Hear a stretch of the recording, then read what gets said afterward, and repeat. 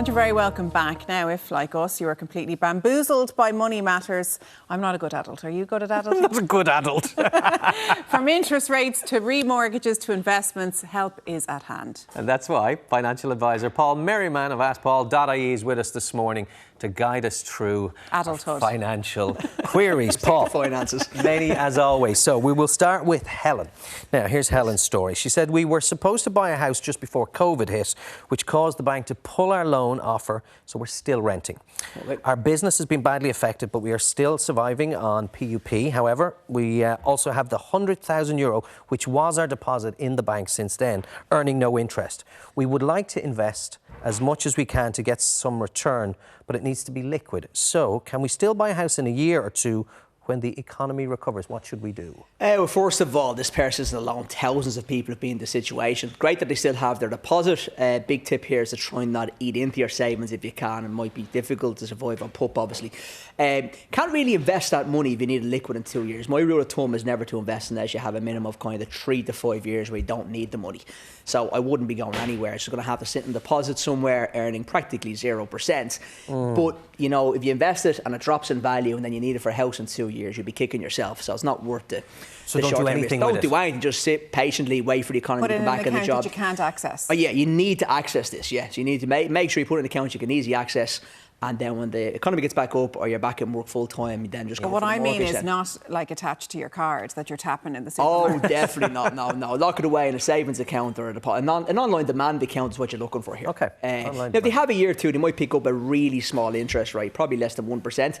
Yeah. You know, with a couple of the banks. They're not going to make much money on it. They're not going to make much money on it at all. No, not at all. But at least it's access. On to the next, investing for a pension from Diane. I recently inherited 50 grand. Could you advise how I could invest, but if needed, I could get out after a certain amount of years? I don't have a pension, so this needs to help towards my pension. Well, it depends whether Diana's actually working. If she's working, she could put some money into a pension contribution from her salary and then use some of the 50,000 to supplement her income, you know. So that's one thing she could do. But ultimately, it depends on age profile, time to retirement age, what you look for when she's mortgage free. You need a real financial plan to look at that overall. But in theory, out of 50,000, I would probably be securing at least 10,000 on an emergency fund basis. Again, on-demand account, the credit union, somewhere like that, where you can access it and look at investing or putting some of it into a pension plan. But you have to be working to get access to the tax relief on a pension plan. Just want to make sure she's actually working. You know, it doesn't say it in the question, but you can't get tax relief by putting money into a pension plan if you don't have PAYE income coming in. Okay. Your next question, Paul. Can I pause my pension? I'm a 30-year-old teacher and I'm paying into an AVC pension, which you will explain. Wondering, can I stop while I save for a deposit?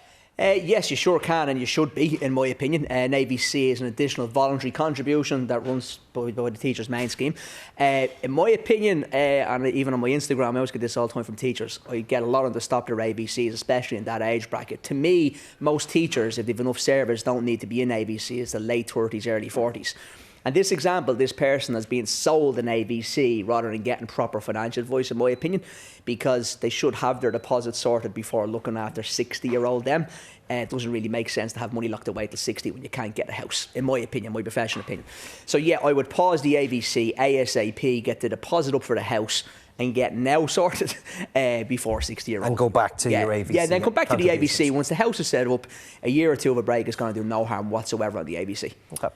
I'm 22 years old, says another, earning €2 grand a month with €400 outgoing. Any saving or investment recommendations? First of all, great question for a 22-year-old. Would you have asked that at 22? It's a great position to be in by the sound of it as well, isn't it? It is, yeah. Look, if you want to do again, back to the emergency fund, everyone needs an emergency fund. Try and build it up at least maybe €1,000 or €2,000. Make sure you stay away from debt and try and invest. You know, there's loads of information on the Ask Paul Instagram page of the Ask Paul Investment Club, where I invest with people on a monthly basis in a fund with 30-year track record. Phenomenal fund. But yeah, check out the Instagram page for the investment advice. But at 22, they need to be investing. And yeah, making sure you stay away from debt. But also covering their short-term expenses, you know. So if they're going to buy a car maybe next year, save for that. Make sure you don't have to get into a loan. rather than invest. And there likely will be those kind of expenses. Exactly. At 22, you should be investing. Good God. Yes. Right, Paul, next question is Help to Buy incentive scheme. I'm building a house which will cost me under 500,000, yes, but should be worth over 500,000 when finished. Can I use the Help to Buy incentive? Technically, no. So, for viewers, the Help to Buy is an incentive for first-time buyers where you get up to €30,000 back from taxes over the last 4 years towards a new house, so of a builder, or if you're building your own house.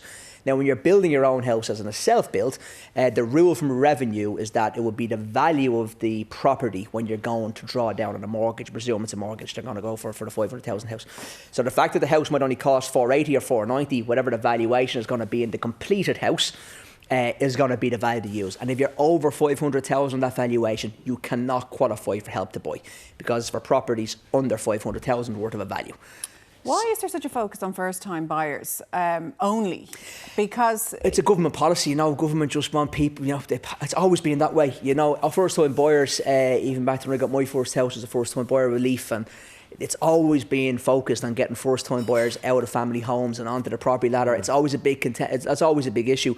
And I suppose for second-time buyers, I don't think they shout enough about it as well. I don't think second-time buyers shout enough about it, especially people like Cotton, buying at the big time in 2006, 2007, maybe stuck in an apartment, small house, few kids now, and they can't save the 20% deposit required. Common, Paul. So common. Literally every second question we get on the Instagram page is, what do we do here?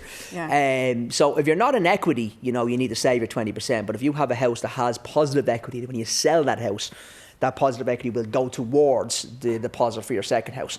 But there's thousands of people around the country, and I think, it's just a very unfortunate situation. The only real thing you can probably do in that situation is to rent your existing family home and rent a new. But then you're turning people into accidental landlords and they're getting hammered with tax. And it's just it's a minefield. It really is. Okay, we can't fix it all, but we might fix this final one. I'm looking hopefully to get a mortgage, but for a single person, is there any options out there to support single applications or any suggestions? I'm also a teacher. Okay, so from a teacher point of view, running the civil or public service, ICS, really good bank, they give you 2 points up the pay scale, so they give you slightly more than the 3.5 times. If you're on €50,000, they'll use maybe 53 or 54,000 euro to calculate your max earnings for a mortgage, which is great. That's the first thing.